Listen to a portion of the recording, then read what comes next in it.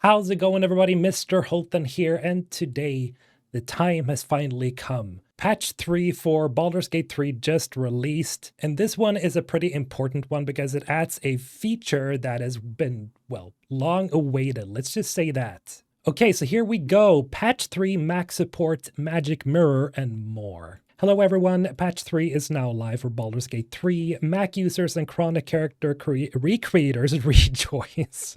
I feel targeted, okay? Friday's update will bring the full release of Baldur's Gate 3 to Mac and allow you to change your character's appearance in-game via the Magic Mirror, hell yeah. These patch notes are hefty and once again exceed Steam's character limits for patch notes. If you want to skip the highlights and check out the full notes, head to this link. Of course, I'm going to try my best to avoid spoilers here, so I'm just going to read the things that I find that are sort of spoiler-free. Mac support. With patch 3, Baldur's Gate 3 is now fully supported on Mac. As with the PC release in August, saves made in previous versions of BG3 on Mac will not be compatible with the full release. To prepare your Mac for the full version of Baldur's Gate 3 and minimize potential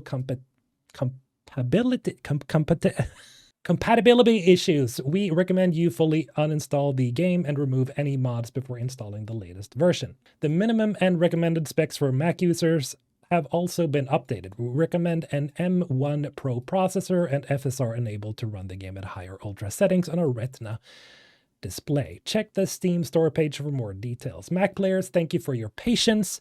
Now gather your party and venture forth. Congratulations, everybody who's on Mac who has been waiting to play this game. I'm happy for you. Now, let's get into the Magic Mirror, the one feature that everybody else has been waiting for. Tucked away in your camp, exuding a certain, we found this at a vintage fair and it's too fancy for our current home energy, is an item called the Magic Mirror. Tales have been told of its legendary ability to permanently alter the appearance of one who gazes into it. I love the little role-playing here.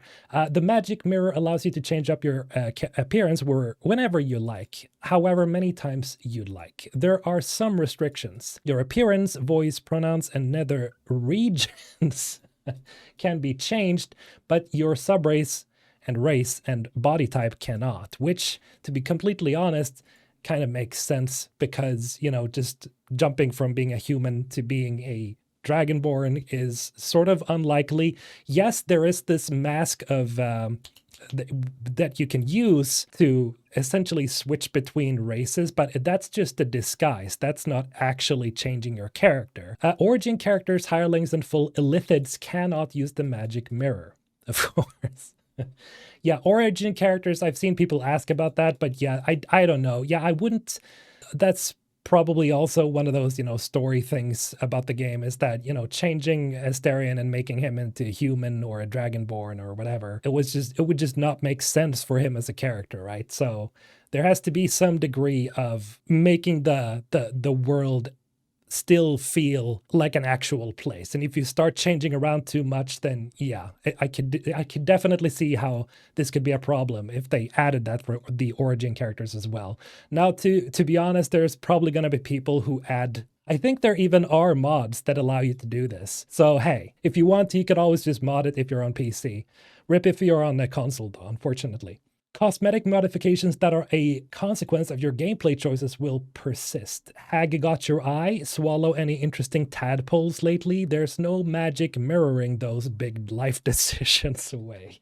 Personally, we'll be applying incrementally heavier eyeliner whenever we have a dark urge moment in our playthrough to really emphasize our descent.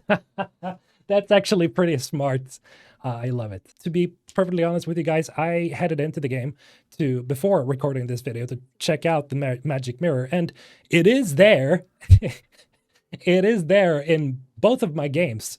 Oddly enough, like none of my mods have broken. If you haven't checked out my latest mod video, go and do that. But yeah, that list of mods that I installed the other day, none of them have broken. So all of them are usable. Unfortunately, I cannot use the mirror. It seems to be like an issue with the UI or something. I'm not really sure which mod is preventing it from functioning, but I can't interact with it, unfortunately. I just think, I just need to reinstall the game again fresh and it'll probably work. So if you're using mods, now is probably a good time to, I guess, just reinstall the game, get rid of all the mods. Hopefully it'll still work for your save. And in some cases, the mirror seems to be hidden away in some places, like right outside Baldur's Gate, right? There's like this shed that you have to go into to find it. So again, it might be hidden away, so it might not be that easy to find always. In any case, let's continue. Ooh, the mysteries of the void. Time to change that ill-advised hair color. Exactly. That has usually been the biggest problem. Once again, our patch notes have been defeated by the Steam character limit. Read the full notes here, but beware of spoilers. Check out some of the patch notes for patch 3 below. We're still working on further updates with additional features and epilogue scenes. Jesus, they're still working on epilogue scenes? I mean, of course, we all knew that, but it's so cool to like read that and be like, you guys are actually working on extra sort of like filler endings or things to add into the endings, or maybe entire new epilogues and endings altogether. That's just insane. Larian, you guys, absolutely my favorite studio, hands down right now. I'm just gonna be honest, I'm a little bit of a fanboy right now. It just is what it is, right? Your continued feedback is helping to shape and impact the future of Baldur's Gate 3. So again, just as I've said in the past patch videos, remember to tell Larian if you want something added, or if you have any feedback that could actually help the game out or help other players, just let them know, right? And here we get some spoilers. I'm just going to skip over those. Fixed level 4 or higher Divine Smite, allowing you to add Divine Smite as a reaction, allowing for 2 Divine Smites in one attack. So for all the Paladin players, you will now be able to use 2 smites in one round. That's pretty huge. Or well, in one attack, I guess. Yeah, this is gonna make paladins even more overpowered than they already are. But you know, that's one cool fix. Fix the Divine Smite damage increasing over the cap of 5d8. I don't know if that means that it's nerfed. Damage increasing over the cap of 5d8, so it's possible that it was bugging out and increasing the damage too much. I'm a little unsure of that. Made several improvements to the poltergeist enemy. So these are some of the ghosts that you encounter. Like, it's a regular enemy in Act 2. Not really a spoiler, it's just a bunch of ghosts everywhere, right? They are now revealed on being attacked or hit with Radiant Spirit Guardians. They will not turn invisible again if they are still in Character C invisibility aura. In Balanced and Explorer mode, they have disadvantage on dexterity saving throws when invisible. The range of their attacks have been reduced, and they won't try to keep distance from the player in combat so that they are easier to find, right? Because they keep running away, bitches. Fixed the sneak attack damage bonus, not increasing 6d6 at level 11. So that seems like it's been buffed, or, well, fixed. Fixed the case where multiple smoke powder arrows could be used for free while the extra attack feature was active. Ooh, that one I have not seen. Well, that's unfortunate. That could have been useful. PlayStation 5.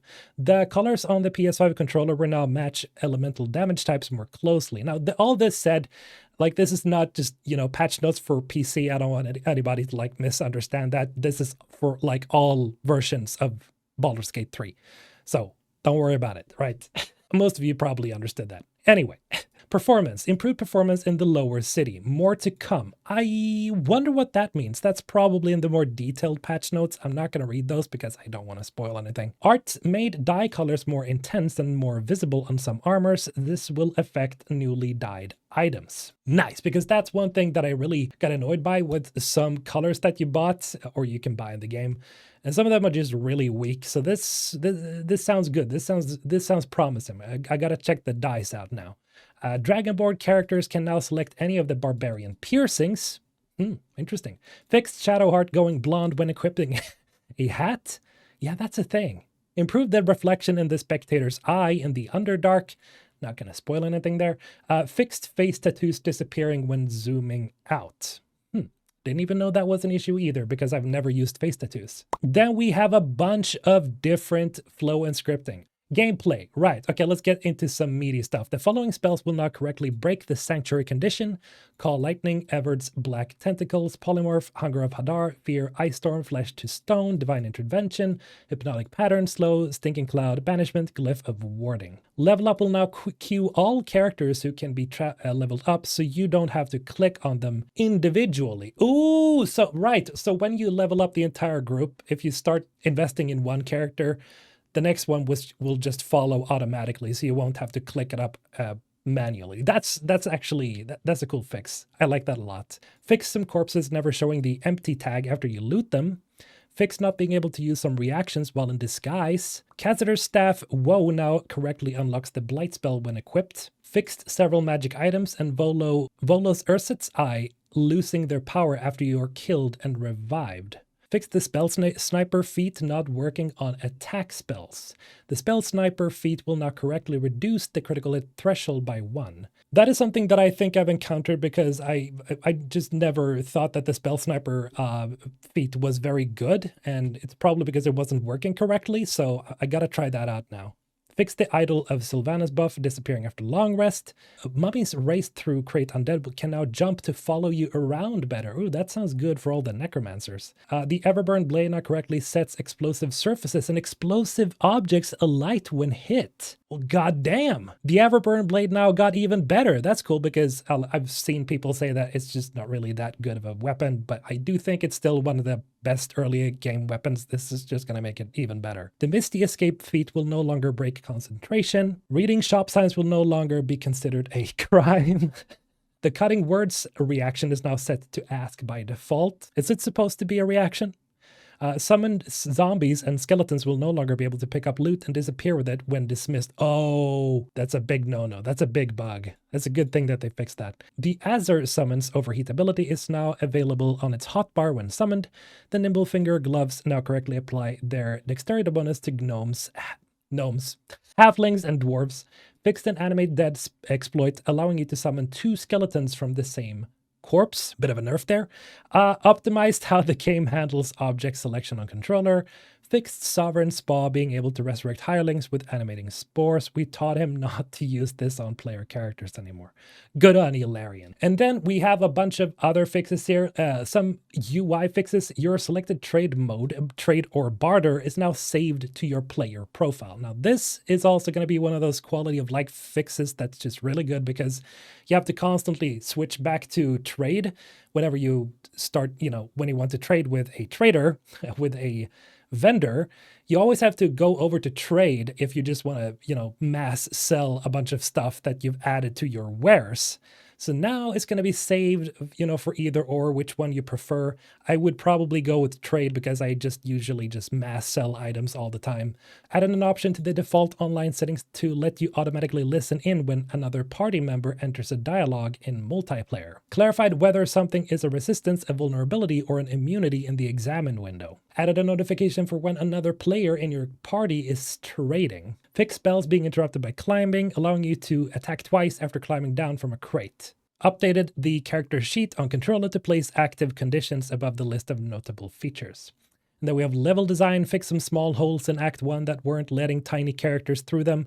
Right there's like small shortcuts, let's just say, to get into different places. And you can use those shortcuts if you are playing a small race. So it seems like some of them didn't work correctly. That's cool that they fixed that. Writing added a dialogue option to the first in-person dialogue with a dream visitor to avoid only having 2 antagonistic choices. Interesting. That one I gotta check out. Rewrote some spell and action descriptions that were too vague. And then we have a bunch of cinematic fixes as well. Now I'm not gonna read those because they were a little spoilery. And I guess that's it for today. I just want to remind you again, if you're using mods, you should probably turn those off so you can use the magic mirror, or at least you might have to reinstall the game even, which I will have to do right after making this video. But yeah, that's it. Have a great day, everybody. Mr. Holton, signing out.